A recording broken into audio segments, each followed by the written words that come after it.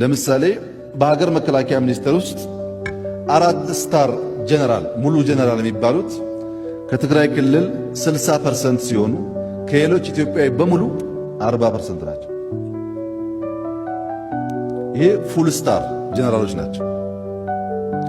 አንድ ስቴፕ ዝቅ ብለን ሜጀር ጀነራል የሚባለውን ስንመለከት ሌፍትናንት ጀነራል የሚባለውን ስንመለከት ቁጥራቸው አነስተኛ ነው። ሌፍትናንት ጀነራሎች ደግሞ ከትግራይ አካባቢ 50% ናቸው። አንድ ስቴፕ ዝቅ ብለን ሜጀር ጀነራል ስንመለከት 45% ከአንድ አካባቢ ናቸው። ብሪጌደር ጀነራል 40% ከአንድ አካባቢ ናቸው። ኮሎኔል 58% ከአንድ አካባቢ ናቸው። ሌተናል ኮሎኔል 66% ከአንድ አካባቢ ናቸው። ሻለቃ 53% ከአንድ አካባቢ ናቸው። ምን ማለት ነው ይሄ?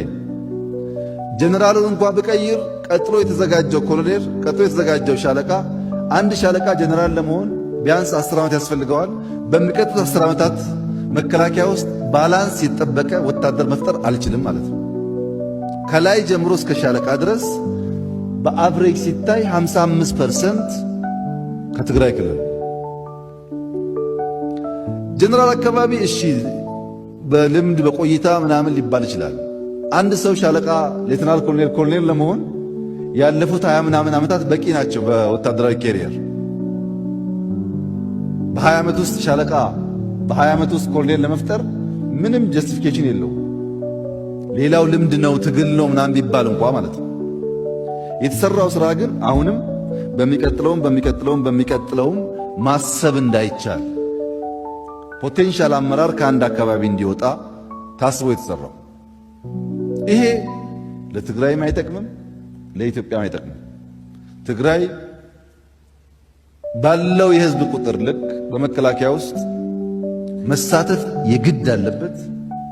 ሀገሩን መጠበቅ አለበት፣ ጥያቄ የለውም። ትግራይም ሆነ ኦሮሚያ፣ አማራም ሆነ ቤንሻንጉል ከሚገባው በላይ መያዙ ግን ሄዶ አሁን ያየነውን ችግር የሚያመጣ አይጠቅምም።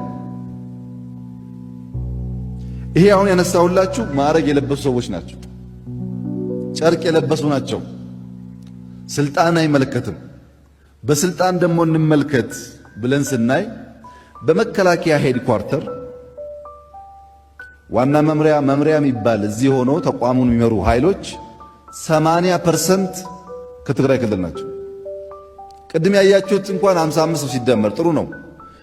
ግን ማዕረግ የለበሰ አማራ፣ ኦሮሞ ምናምን ቢኖርም በትክክለኛ ፖዚሽን ባይመለከት ግን 80%ቱ እዚህ ስታፍ የሚባለውን አመራር የሚሰጠው ኃይል ከትግራይ ክልል ብቻ ነበር። ምን ማለት ነው? የሚገዛውን ትጥቅ ያውቃል፣ የሚሰለጥነውን ያውቃል፣ ግንኙነቱን ያውቃል። ሁሉም ነገር በአንድ አካባቢ የተያዘ ነው ማለት ነው። እስቲ አንድ ስቴፕ ዝቅ ብለን እንመልከት። ከመከላከያ ደግሞ ትንሽ ዝቅ እንበል ስንል ከመከላከያ ዝቅ ስትሉ እዞች አሉ። ኢትዮጵያ የነበራት እዝ በሙሉ አዛዥ 100% ከትግራይ ነው። ምክትል አዛዥ 100% ከትግራይ ነው። ሁሉም እዞች። ይሄ ብቻ ሳይሆን ምስራቅና ምዕራብ አካባቢ ወይ አማራ ወይ ኦሮሞ ሎጂስቲክስ ሰው ኃይል ተብለው ተቀላቅለዋል። ሰሜን እዝ ግን አዛዥ፣ ምክትል አዛዥ፣ ሎጂስቲክስ፣ አስተዳደር አራቱም ኮሚቴ ከትግራይ ነው። ለምን ሰሜን እዝ የሚለውን በኋላ መጣበታለሁ። ይሄ እዝ ነው። ከእዝ አንድ ስቴፕ ደግሞ ወርደን እንመልከት ብለን ክፍለ ጦሮች ስናይ ክፍለ ጦሮች ሁለት መልክ አላቸው፣ ሜካናይዝድ እና እግረኛ የሚባል። የኢትዮጵያ ሜካናይዝድ ክፍለ ጦሮች 100% አዛዦች ትግራይ ክልሎች ናቸው። 100%። እግረኛ ክፍለ ጦሮች 80% ከትግራይ ክልል።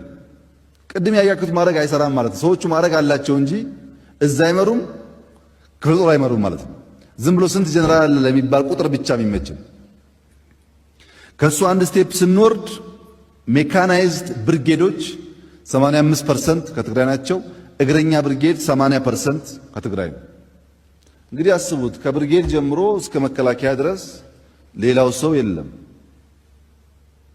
ምናልባት በስልጠና በምናምን ደግሞ የሚቀየር ነገር ካለ ስልጠና ተቋማት እንይ ብለን የመከላከያ ተቋማት ስንመለከት የመከላከያ ስልጠና ተቋማት 85% በትግራይ ልጆች ይመራል። ስለዚህ አዲስ ሰው እንኳን መምለን ብናስገባ ያው ችግር ነው ማለት ነው። ይሄ የተዛባ ነገር የትግራይ ሕዝብ ማወቅ አለበት፣ የኢትዮጵያ ሕዝብ ማወቅ አለበት። መደገም የለበትም። ሁሉም በሚገባው ልክ ነው ሼሩ መውሰድ ያለበት። በእርግጥ ፕሮፌሽናል መሆን እንደተጠበቀ ሆኖ ምክር ቤት ስላልሆነ ልክ እንደ ተወካዮች ምክር ቤት ከሁሉም ብሔር ጠብ ሳይሆን ከሁሉም ብሔር የተሻለውን አሰልጥኖ አዘጋጅተው ሁሉን የሚመስል ኢትዮጵያዊ መከላከያ መፍጠር ያስፈልጋል። ይሄ ወደን ሳይሆን በሕገ መንግሥት በግድ የተቀመጠ ሐሳብ ኢትዮጵያን የሚመስል መከላከያ መገንባት